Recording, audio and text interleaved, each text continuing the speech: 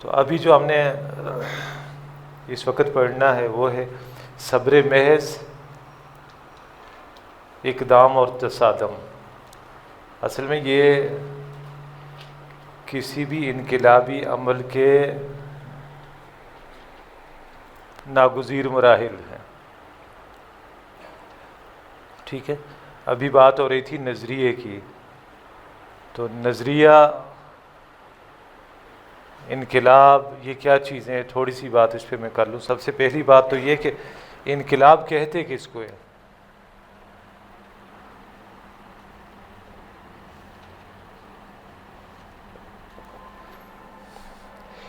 انقلاب کہتے ہیں انسانی زندگی کے جو اجتماعی گوشے ہیں، پولیٹیکو سوشو اکنامک کارنرز، ان میں سے کسی ایک میں اہم اور بنیادی تبدیلی کو انقلاب کہتے ہیں، ٹھیک ہے۔ انسانی زندگی کے اجتماعی گوشے،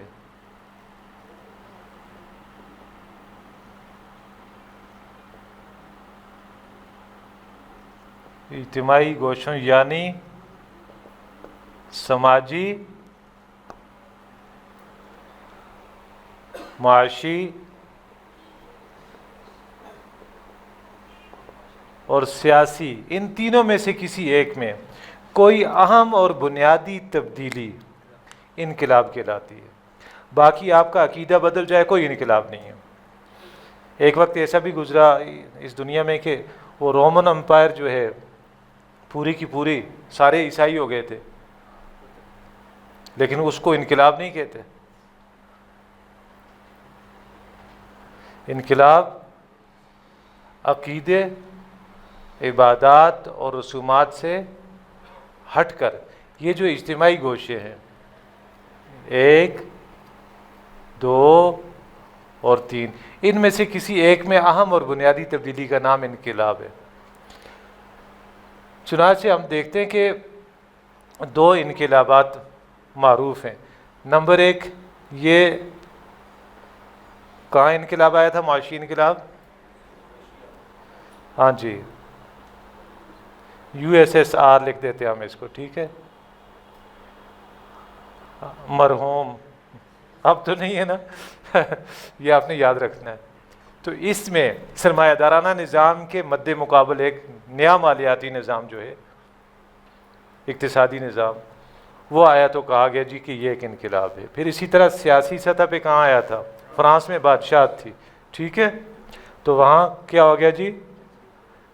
جمہوریت آ گئی۔ یہ الگ بات ہے کہ وہ اقبال نے اس کا بھی پردہ نہیں رہنے دیا کہ ہم نے خود پہنایا ہے شاہی کو جمہوری لباس۔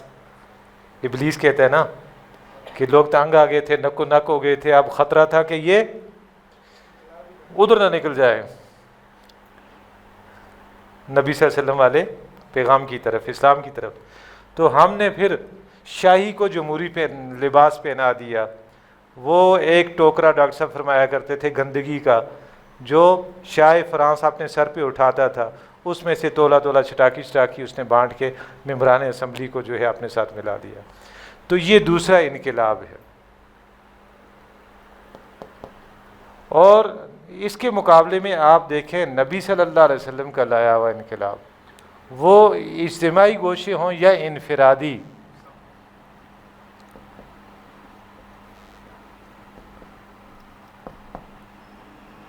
یہ کون سے ہوتے ہیں انفرادی گوشے؟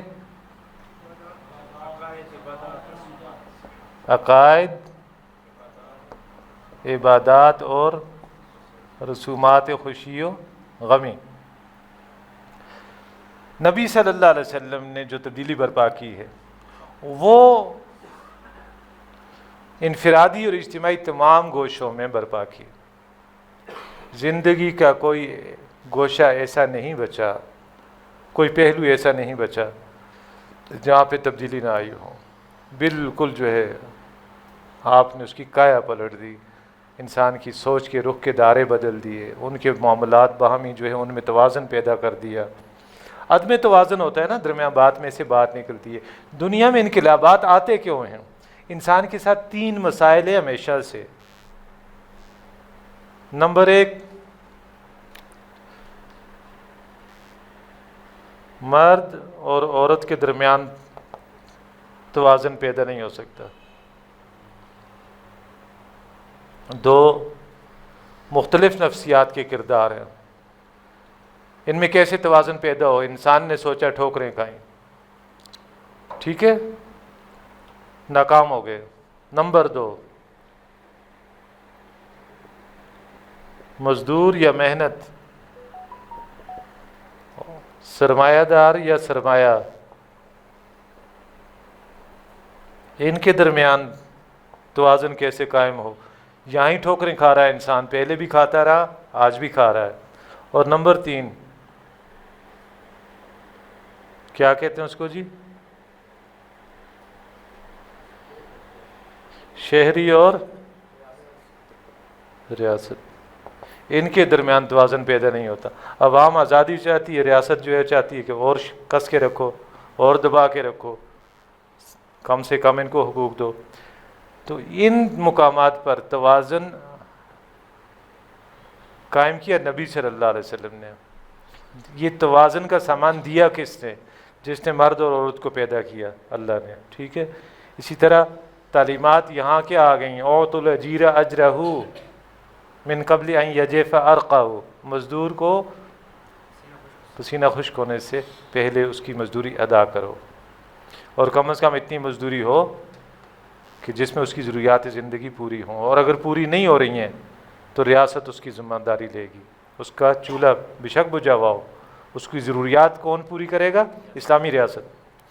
شہری اور ریاست، یہاں شہریوں کو تو چھوڑیں آپ، انسانوں کو. حضور صلی اللہ علیہ وسلم نے جو ریاست قائم کی اس میں تو فاروق اعظم رضی اللہ تعالیٰ عنہ کیا فرماتے ہیں؟ ہاں، انسانوں کی تو بات ہی اور ہے. ہاں، وہاں تو اگر کوئی جاندار، کوئی جانور، کوئی کتا، کوئی بکری جو ہے، اگر وہ بھوکا پیاسا مر جائے، ہاں، تو حاکم جو ہے وہ ذمہ دار ہوگا، خلیفہ ذمہ دار ہوگا. تو یہاں یہ مسائل چونکہ انسان کے ساتھ ہمیشہ سے تھے، ہمیشہ سے ہیں، اب بھی ہیں. ایک مسئلہ اور بھی ہے، وہ جماعتی زندگی میں امیر اور مامور کا مسئلہ ہے، وہ الگ سے ویسے، ٹھیک ہے، آپ نے اس کو یہاں نہیں لانا، لیکن اس کا خیال رکھا کریں. اس درجے میں سختی نہ ہو، لیکن محبت کا وہ جو ہے نا گوند اتنا گاڑھا ہو کہ آپ چمٹے رہیں آپس میں، دوری پیدا نہ ہو. تو اس وجہ سے یہ عدم توازن، جب بھی آپ اللہ کی دی ہوئی تعلیمات کو دیکھیں گے، وہ پس منظر میں گئی ہیں، یہاں عدم توازن پیدا ہو جائے گا. یہاں عدم توازن پیدا ہوگا تو یہاں کھٹ پٹ شروع ہو جائے گی. یہاں کھٹ پٹ شروع ہوگی تو اس کھٹ پٹ کو کینڈے میں کیسے لانا ہے، صحیح کیسے کرنا ہے، اس کا نام ہے منہج انقلاب. ٹھیک ہے جی. ایسی تبدیلی یا تبدیلی کا ایسا طریقہ جس سے بگڑا ہوا توازن دوبارہ بحال ہو جائے. تو آج مجھے یہ بتائیں کہ توازن بگڑا ہوا ہے یا بحال ہے؟ کدھر بگڑا ہوا ہے؟ ہر سطح پہ بگڑا ہوا ہے، الحمدللہ. اچھا، اس کے ساتھ ساتھ ایک بات اور بھی ہو رہی تھی کہ ہر انقلاب کے پیچھے ایک نظریہ ہوتا ہے، ٹھیک ہے، ایسا ہی ہے. سوچ و بچار، غور و فکر کا حاصل، اس کا خلاصہ نظریہ کہلاتا ہے. اب یہ نظریہ بادشاہت کے مقابلے میں بالکل نیا تھا، جمہوریت کا، کامیاب ہو گیا. ٹھیک ہے. یہاں جو کیا کہتے ہیں، زر کو ارننگ ایجنٹ کے طور پہ، جس طرح سرمایہ دارانہ نظام میں رکھا ہوا ہے، پیسے سے پیسہ کماؤ، ہاں، اس کے اختلاف میں یہاں یہ چیز آ گئی کہ سب کے لیے یکساں، وہ right of ownership is restricted and limited. یہ کہا تھا نا اس نے جی، یہ سرخی نے کیا یہی نعرہ دیا تھا نا کہ آپ کا جو دعویٰ ہے ملکیت کا، ختم، محدود ہے بس. تو اب یہ جو چیزیں ہیں، اس سماجی حوالے سے آپ دیکھیں، سماج یہی رہا، یہ تبدیلی آ گئی، اور سماج یہی رہا، یہ تبدیلی آ گئی. باقی کچھ نہیں بدلا. ادھر بھی عیسائی تھے, ادھر بھی عیسائی تھے, عیسائی رہے. نظریہ اگر نیا دیا تو تبدیلی آ گئی. اب ہمارے پاس ساتھ ایک مسئلہ ہے. وہ مسئلہ کیا ہے؟ بحیثیت مسلمان ہم نیا نظریہ لا سکتے ہیں؟ جی نہیں, تو یہ کہا نا کہ نیا ہونا چاہیے.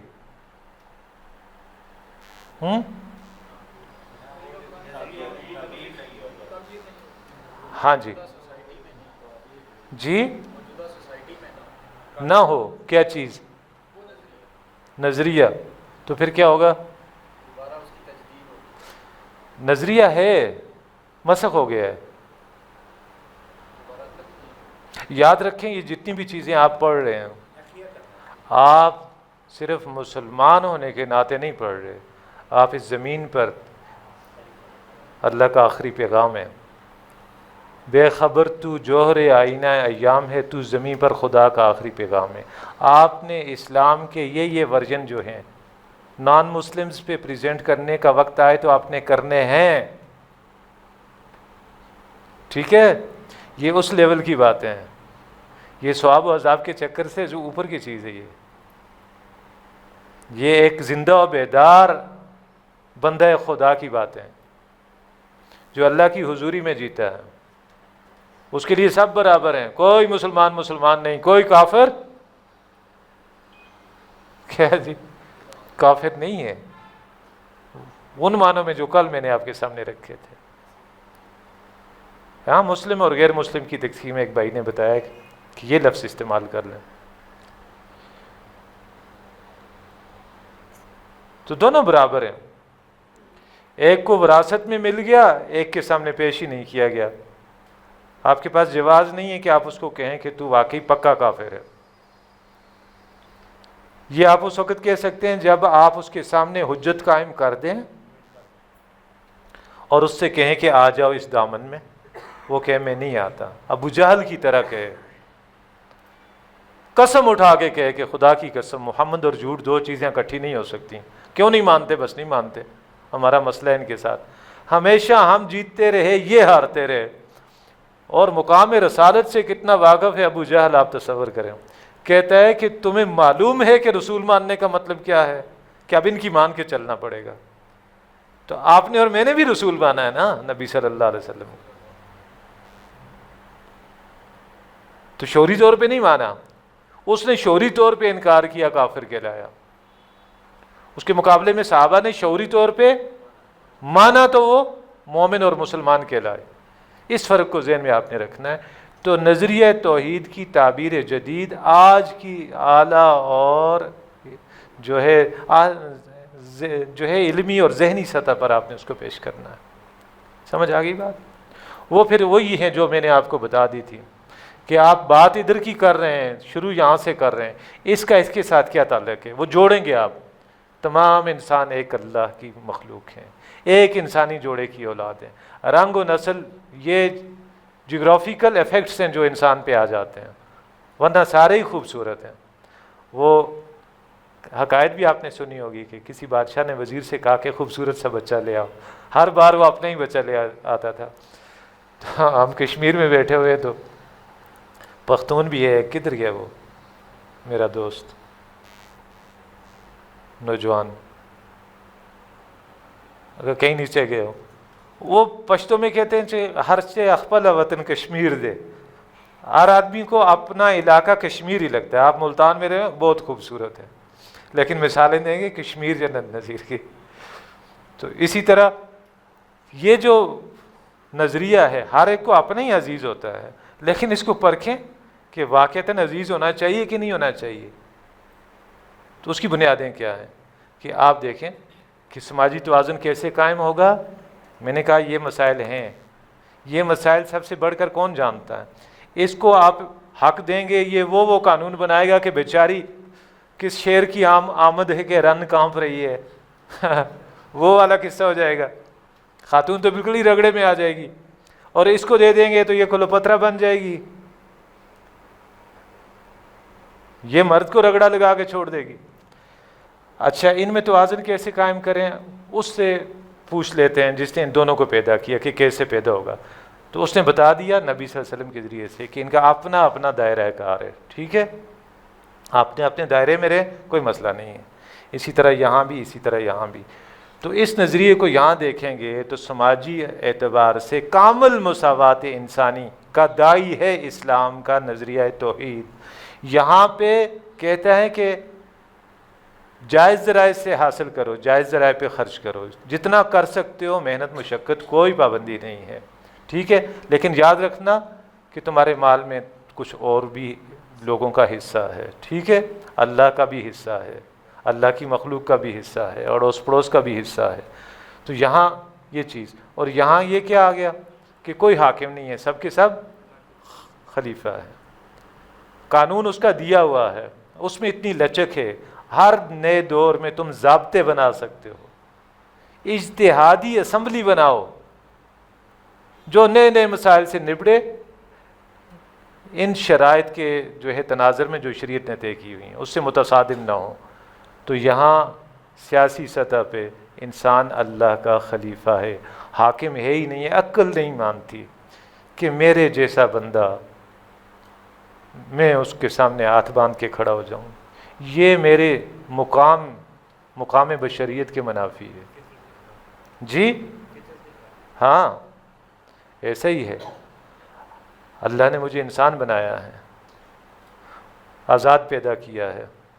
اقبال نے یہی کہا کہ آدمی پر آدمی فرما روائی کیوں کرے، جس کا حق بندگی وہ خدائی کیوں کرے۔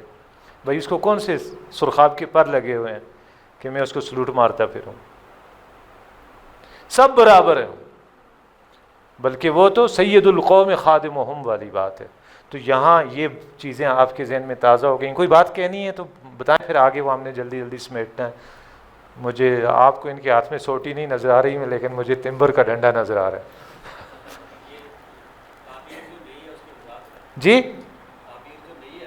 ہاں ہاں ہاں، مثلا میرے ذہن میں نہیں ہے، آپ بتا دیں۔ ہاں ہاں جی، ایک منٹ وکاس بھائی سے پوچھتے ہیں، آپ آئیں نا ادھر۔ نہیں، تعبیر سے کیا مراد ہے، میں نہیں سمجھ پا رہا ہوں۔ ہاں ہاں، نیا ہونا چاہیے، تعبیر جدید ہونی چاہیے۔ تعبیر جدید سے کیا مراد ہے؟ جی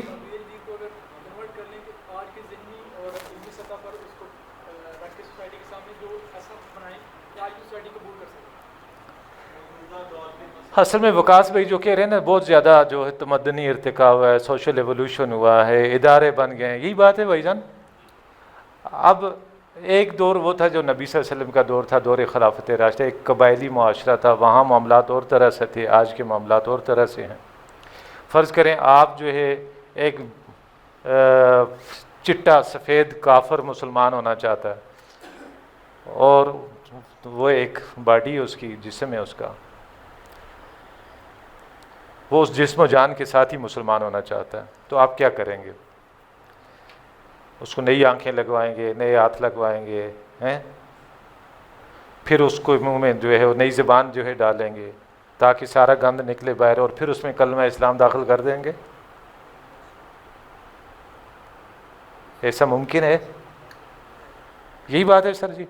اب یہ جو ادارے بن گئے ہیں، ہم نے انہی کو مشرف با اسلام کرنا ہے، یہ انسان کی اجتماعی دانش کا حاصل ہے، نچوڑ ہے اس کی فکر کا۔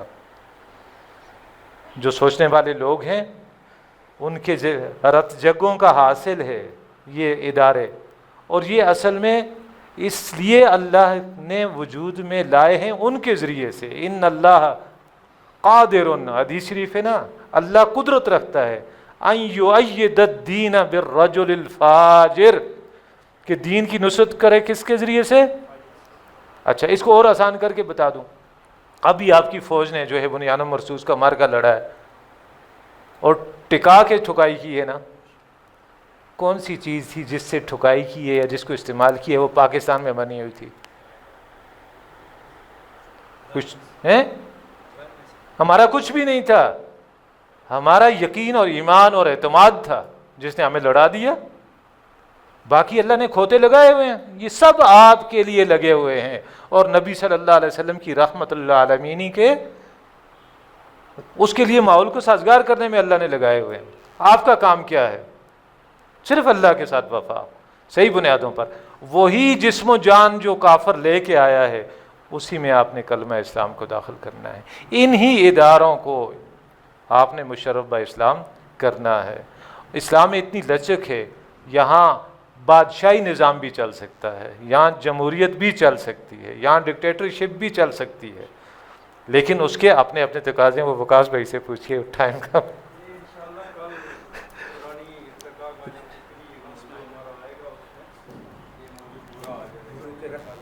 جی جی، بس آپ نے کفار کے جو ذہن ہے، جو سوچ ہے، اس کو چینج کرنا ہے. باقی سب کچھ اللہ کا بنایا ہوا ہے، ٹھیک ہے. اس کو آپ نے تبدیل کیا، وہ اس کے رگ و پے میں اسلام داخل ہو جائے گا. اس کو اب میں صاف کر رہا ہوں.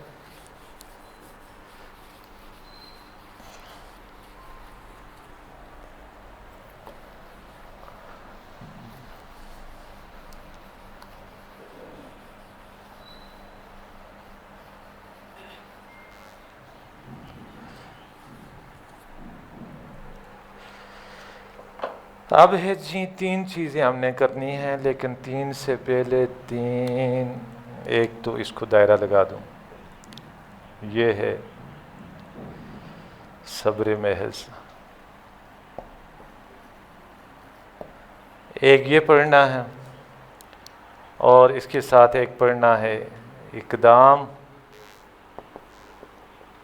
پھر پڑھنا ہے ہم نے تصادم، اور پھر پڑھنا ہے ہم نے تصدیر.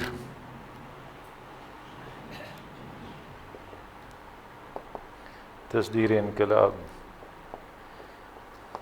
دیکھیں، جب آپ اپنا نظریہ مارکیٹ کرتے ہیں نا، سب سے پہلے یہ آپ کا آ گیا نظریہ. اس کو آپ کہیں گے کہ آپ انقلابی سفر کا آغاز اس نظریے کی دعوت سے کرتے ہیں، ٹھیک ہے؟ ایسے ہی کرتے ہیں اسنین. اگر کچھ اور کریں گے تو گڑبڑ ہو جائے گی. لوگوں کے سامنے آپ اپنا نظریہ مارکیٹ کرتے ہیں، پیش کرتے ہیں کہ بھائی میرے یہ سوچ ہے، میری یہ فکر ہے کہ فلاں فلاں کمی اور محرومی کا ازالہ اس طرح سے ہو سکتا ہے. اس کی آپ نے دعوت دی. آپ نے دعوت دی تو آپ کی دعوت پہ کیا ہو گیا جی؟ آگے آپ کے ساتھ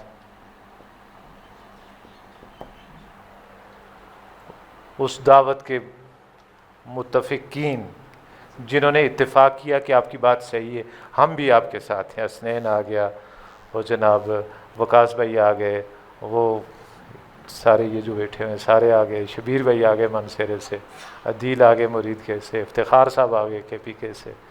تو ان سب کو آپ نے ایک لڑی میں پرو دیا، جیسے نبی صلی اللہ علیہ وسلم نے پرویا تھا، ٹھیک ہے؟ دعوت اور تنظیم ایک ہی وقت میں چل رہی ہے. اچھا، جیسے ہی 4 آدمی آپ کے پاس آ گئے، آپ نے دعوت چھوڑ دینی ہے، ٹھیک ہے؟ کافی ہے نا 4 آدمی؟ جاری رکھیں گے اس وقت تک. یہ کام آپ کے کرنے کا ہے، کرتے رہنے کا ہے، جب تک آپ کے پاس معتدب تعداد یعنی ریزنیبل جو ہے نمبر آف پیپل جو ہے وہ میسر نہیں آ جاتا. اور وہ ایک خاص تعداد جو اگر انقلاب آ جاتا ہے، انقلاب آپ لائیں گے پبلک کے ذریعے سے. یہ جو لوگ آپ کے ساتھ ہیں، یہ اس انقلاب کے نتیجے میں جو تبدیلی آئے گی اس نظام کو سنبھالنے والے ہوں گے، تھامنے والے ہوں گے، اس کو جو ہے عملی جامہ پہنانے والے ہوں گے. تو یہ چل رہا ہے، دعوت بھی چل رہی ہے، تنظیم بھی مسلسل چل رہی ہے. اچھا، جو لوگ آپ کے نظم میں آ گئے ان کے لیے پھر آپ نے یہ تربیتی سامان بھی مہیا کرنا ہے، ٹھیک ہے جی؟ تربیت 1 2 3. اچھا، جب تک وہ تعداد آپ کو میسر نہیں آتی، آپ نے ایک بات ایسی کہہ دی ہے جو موجود نظام یا موجود طرز عمل کے ساتھ ٹکراتی ہے، تو لوگ آپ کی مخالفت کریں گے کہ نہیں کریں گے؟ اس پہ آپ نے صبر کرنا ہے۔ گویا یہ چاروں باتیں بیک وقت کرنے کی ہیں۔ صبر کرنا ہے، اس وقت تک صبر کرنا ہے جب تک کہ آپ کو وہ قوت اور طاقت حاصل نہیں ہوتی۔ آج کا دور ہے عوامی تحریکوں کے ذریعے سے جو ہے وہ نظام بدلے جاتے ہیں، تو وہ تعداد میسر نہیں آتی۔ آپ نے یہی کام کرنا ہے، کوئی اور کام نہیں کرنا ہے۔ یہ اس کے باہر جو نظام ہے وہ چاہیں گے آپ کو اشتعال دلائیں، آپ کو اکسائیں، آپ کوئی الٹی سیدھی حرکت کریں تاکہ آپ کا یہ انقلابی کیڑا نکال کے آپ کو جو ہے نیوٹرل کیا جا سکے، جسے کہتے ہیں آج کل وہ سافٹ ویئر اپڈیٹ کیا جا سکے، ٹھیک ہے۔ تو آپ نے کوئی ایسا کام نہیں کرنا جس سے سسٹم کو یہ جواز ملے کہ وہ آپ کو آپ کا سافٹ ویئر اپڈیٹ کرے، اور یہ بڑا مشکل کام ہوتا ہے۔ نبی صلی اللہ علیہ وسلم نے صحابہ کو حکم دیا تھا کہ تم نے اپنے ہاتھ باندھ کے رکھنے ہیں۔ آپ نے اگر وہ ڈاکومنٹری دیکھی ہو دی میسج، تو اس میں وہ دکھایا ہوا ہے کہ ایک دوسرے کے ہاتھوں میں ہاتھ ڈالے ہوئے تھے، پتھر پڑ رہے تھے، لیکن کوئی اپنی طرف آنے والے پتھر کو بھی نہیں روک رہا تھا۔ یہ ہے صبر محض۔ اس کا فائدہ کیا ہوتا ہے؟ عوامی ہمدردی۔ یہ جو عوامی تحریک کی بات چلی تھی، یہاں سے چلی ہے اور مظفر آباد تک گئی ہے۔ راستے میں لوگوں نے اپنے گھروں میں کھانے پکا کے ان کو کھلائے ہیں۔ کیوں کھلائے ہیں؟ ان کو پتہ تھا یہ لوگ مخلص ہیں، یہ ہمارے لیے گھروں سے نکلے ہیں۔ تو وہ خاموش اکثریت دیکھ رہی ہوتی ہے کہ یہ ان لوگوں کے مقاصد کیا ہیں، ان کا کوئی اپنا ایجنڈا ہے، اپنے مفادات ہیں۔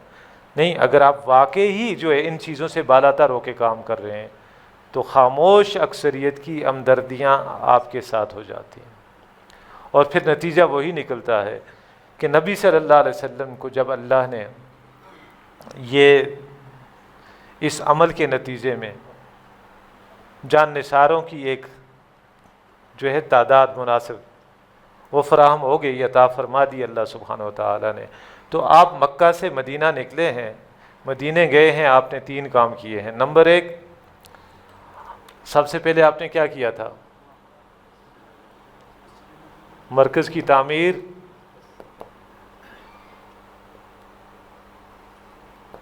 ہم نے بھی اسی لیے قرآن کمپلیکس بنایا ہے، اور ہمارا ارادہ ہے کہ ہر ڈویژن میں ایک ہو، میرپور ڈویژن میں بھی ہو، مظفر آباد ڈویژن میں بھی ہو۔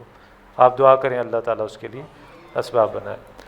مسجد نبوی کی تو ایک مرکز، انقلابی مرکز، حضور کا سیکریٹریٹ بھی یہی، حضور کا GHQ بھی یہی، سب کچھ یہی تھا، ٹھیک ہے۔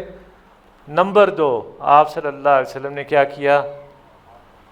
مواخات مدینہ، وہ بین المہاجرین والانصار، بھائی بھائی بنا دیا، مسائل کم کیے ان کے مہاجرین کے۔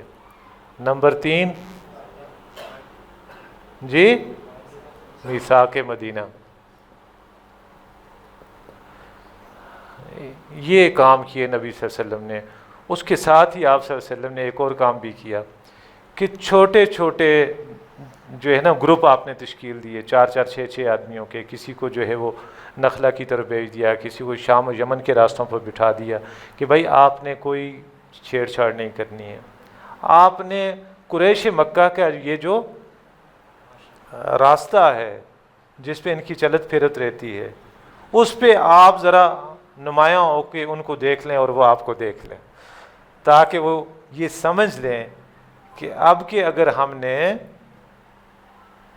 یہ جو نبی صلی اللہ علیہ وسلم مکہ چھوڑ کے مدینہ آ گئے ہیں، اور اس پہ بھی مشرکین پیچ و تاب کھا رہے، حبشہ پہنچ گئے تھے تو مدینہ کون سا دور تھا، تو ان کو باور کروانا یہ مقصود تھا کہ اگر تم نے کوئی اقدام ایسا کیا، ایسی سوچ رکھی، تو تمہاری یہ لائف لائن جہاں سے تمہارا راشن آتا ہے، غلہ آتا ہے، تمہاری ضروریات کی چیزیں آتی ہیں، یہ ہم بند کر دیں گے۔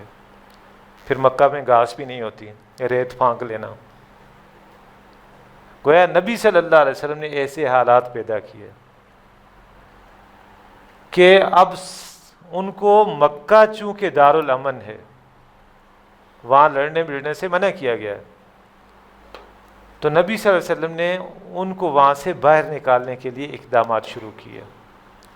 اس کی میں مثال دیا کرتا ہوں، جو دیہاتی ایریے میں لوگ رہتے ہیں، پرانے لوگ، سانپ مارتے مارتے زخمی ہو جائے اور وہ دوڑ کے پتھروں کی دیوار میں گھس جائے، تو پھر اس کو نکالنے کا طریقہ یہ، یا تو آپ دیوار پوری گرائیں، یا پھر یہ کہ اس کے سامنے دھواں جلاتے تھے، بانگ وغیرہ، یہ وہ کڑوا دھواں جس سے ہو، پھر وہ دھواں لگتے ہی وہ پھر باہر آتا تھا، پھر اس کو مار دیتے تھے۔ تو نبی صلی اللہ علیہ وسلم نے یہ چھوٹے چھوٹے گروپ اصل میں ان کو دھواں دینے کے لیے مختلف جگہوں پہ لگا دیے۔ پھر اسی اقدام کے نتیجے میں کیا ہوا تھا، نخلا میں ایک گروپ موجود تھا جن کی جو ہے تو کار ہوئی اور تیر چل گیا، ایک مشرک مارا گیا، وہ سبب بنا ہے غزوہ بدر کا۔ تو انقلابی خود آگے بڑھ کر جو موجود نظام ہوتا ہے اس کی کسی دکھتی رگ پہ انگوٹھا رکھتے ہیں یا پاؤں رکھتے ہیں، خود چھیڑتے ہیں۔ گھر میں پلیٹ میں رکھ کے آپ کو کوئی بھی لا کے چیزیں نہیں دے گا، اس کے لیے آپ نے نکلنا ہے اور ان کی دکھتی رگ پہ جو ہے آپ نے ہاتھ رکھنا ہے۔ مثلا آج ہم اقدام کریں، الحمدللہ ہمارا یہ جو ملک ہے بالکل ہماری طرح ہے نا، مسلمان ملک ہے، ہم بھی مسلمان ہیں، دستوری سطح پہ، قانونی سطح پہ ہم بھی مسلمان ہیں، وہ بھی مسلمان ہیں۔ تو ہم یہاں کسی ایک منکر کو نشانہ بنا لیں، اس میں ساری باتیں آپ نے ذہن میں رکھنی ہیں۔ سب سے پہلی بات یہ کہ مسلم سوسائٹی میں کام کر رہے ہیں، ہمارا مطلوب اقتدار ہے ہی نہیں ہے، ہم وہ پارٹی نہیں ہے جو آپ سے چاہ رہے ہیں کہ آپ اتریں اور ہم چڑھیں۔ ہم آپ کو اتنا ہی مسلمان سمجھتے ہیں جتنے کہ ہم ہیں۔ ہم یہ کہتے ہیں کہ آپ نے بھی اپنے رب کو جو ہے منہ دکھانا ہے، اس کے سامنے کھڑے ہونا ہے، نبی صلی اللہ علیہ وسلم کا بھی سامنا کرنا ہے، آپ بھی لا الہ الا اللہ محمد رسول اللہ کے امین ہیں، اور اسی کے صدقے آپ آج کرسی پہ بیٹھے ہوئے ہیں۔ یہ برائیاں ہیں، سود ہے، بے حیائی ہے، فلاں فلاں ہے، کسی ایک دو کو آپ نامینیٹ کر دیں، یہ ختم کر دیں، ہم آپ کے ساتھ ہیں، ہم آپ کو کور دیں گے۔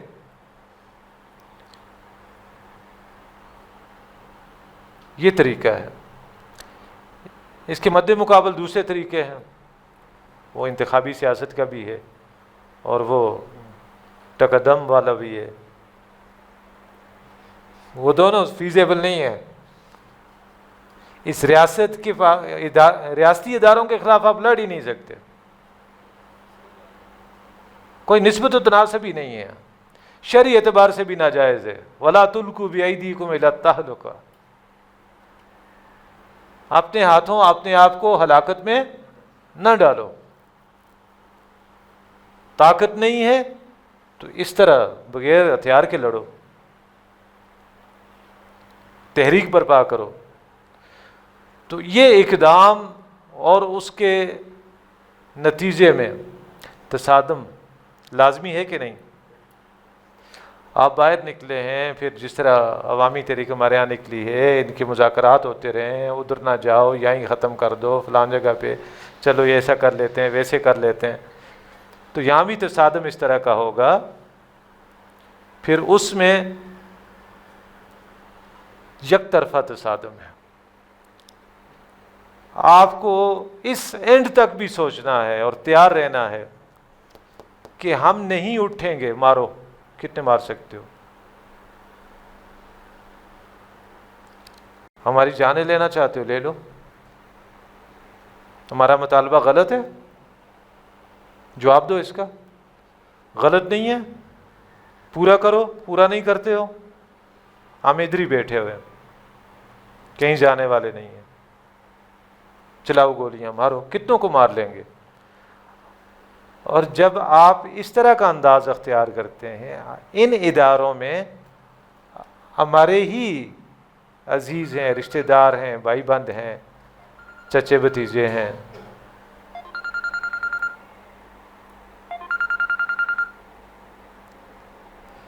باہر کے لوگ تو نہیں ہیں۔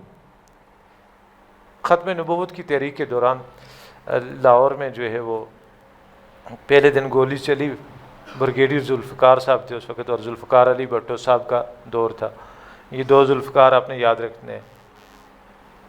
اچھا، وہ بھی عدم تشدد والی تھی، جانے دینے والی تحریک تھی، جانے لے تو نہیں رہے تھے وہ، اور مطالبہ بھی اس دینی مسلمات میں سے تھا، کوئی غیر جو ہے آئینی مطالبہ بھی نہیں تھا۔ دوسرے دن پھر جو ہے وہ فوج کو جو ہے آرڈر ملا کہ آپ شوٹ آن سائٹ، دیکھتے ہی گولی مارو، چھوڑنا نہیں ہے۔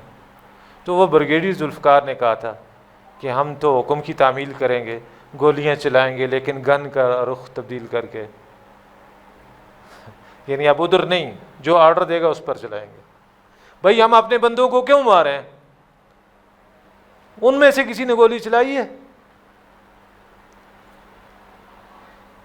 جب وہ نہتے ہیں، خالی ہاتھ ہیں، تو جواز کیا ہے گولی چلانے کا؟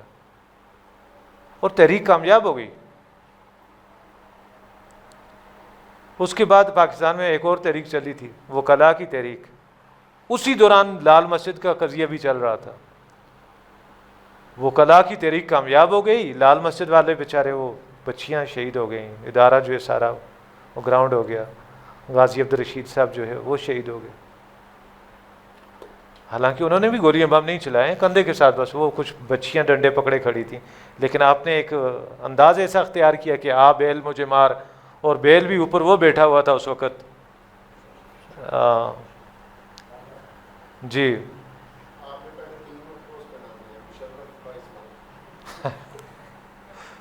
وہ کچھ اور مشرف تھا، ٹھیک ہے۔ تو یہ تصادم ہوتا ہے، ہونا چاہیے۔ انقلابی تحریک کے جو مراحل ہیں ان میں یہ مرحلہ اگر نہیں آتا تو اس کا مطلب یہ ہے کہ آپ کوئی میٹھے میٹھے اسلامی بھائی ہیں، اس سے زیادہ کچھ بھی نہیں ہے، آپ سے کسی کو کوئی خطرہ نہیں ہے۔ تو تصادم ہوتا ہے، اس کے نتیجے میں نتیجے دو ہی نکلیں گے، یا آپ کامیاب ہو جائیں گے یا ناکام ہو جائیں گے۔ لیکن بندہ مومن کی بظاہر احوال ناکامی بھی کامیابی ہوتی ہے۔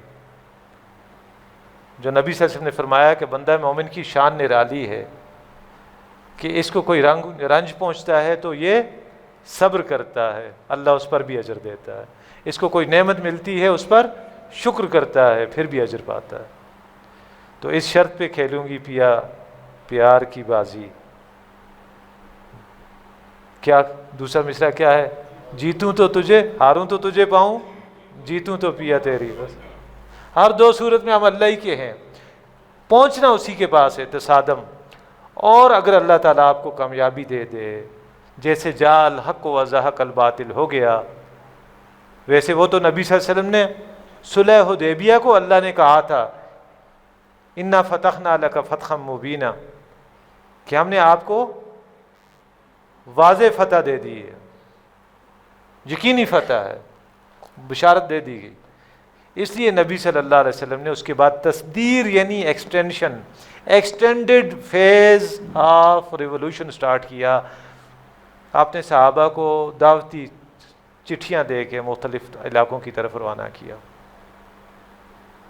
ہے نا آپ کے علم میں یہ ساری باتیں۔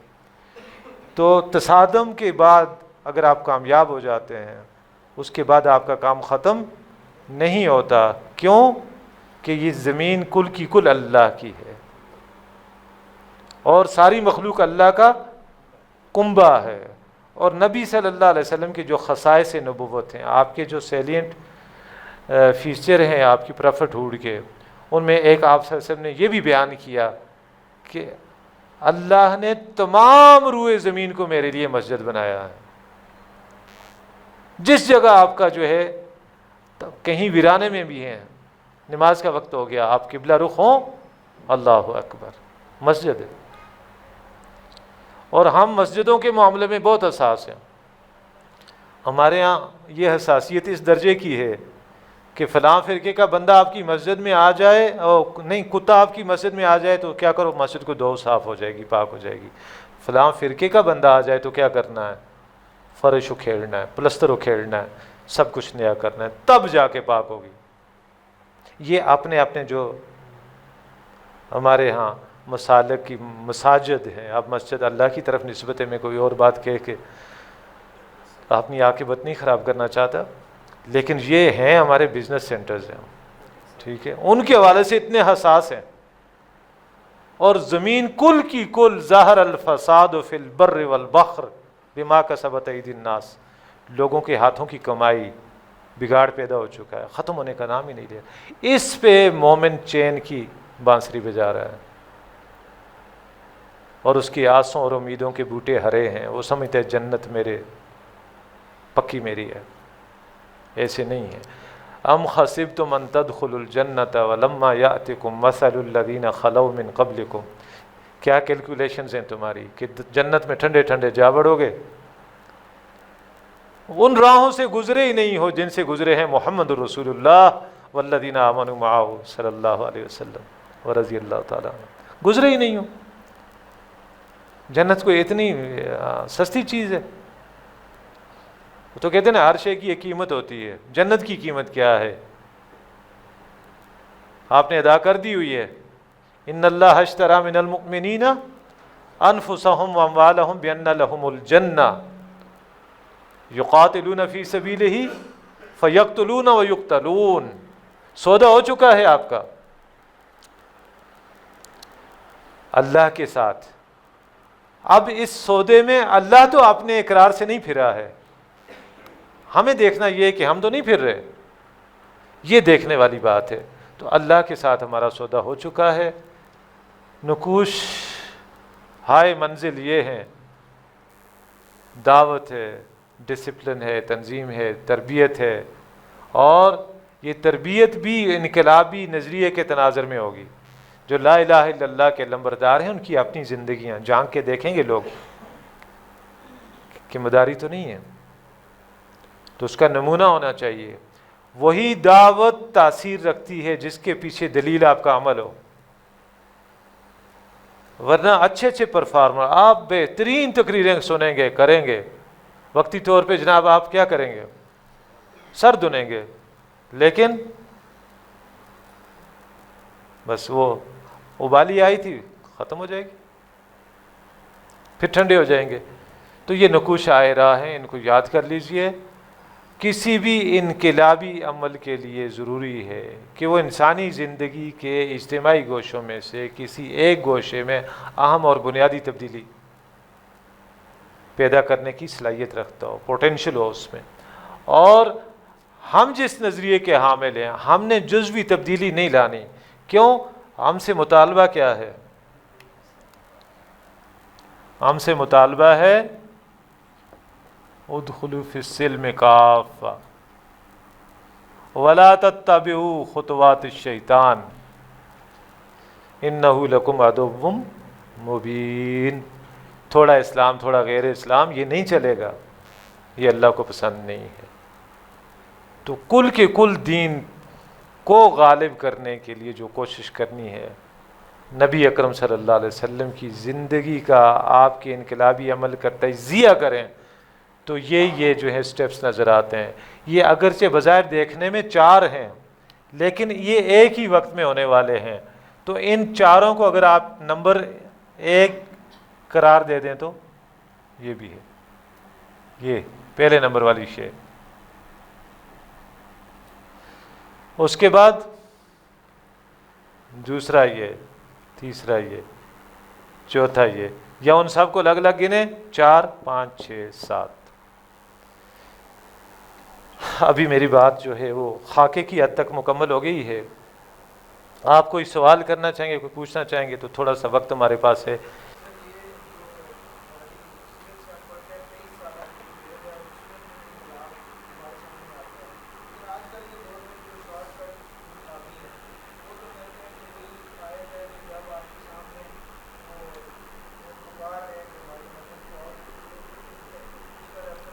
جی میں بتاتا ہوں آپ کو. اصل میں اس وقت اگر ہم اپنے حالات کا تجزیہ کریں تو ہماری حالت وہی ہے جو مکہ میں اہل ایمان کی تھی. ہم مستضعفین میں ہیں، بے اختیار ہیں، طاقت نہیں ہے، قوت نہیں ہے، ٹھیک ہے؟ تو اگر یہ مماثلت ان حالات میں اور ہمارے حالات میں ہے تو ہمیں کون سا طرز عمل اختیار کرنا چاہیے جو ادھر اختیار کیا گیا تھا؟ ٹھیک ہے۔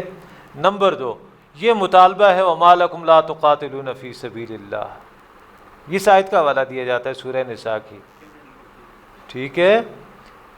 یہ آیت نبی صلی اللہ علیہ وسلم پر سن 5 ہجری میں اتری ہے،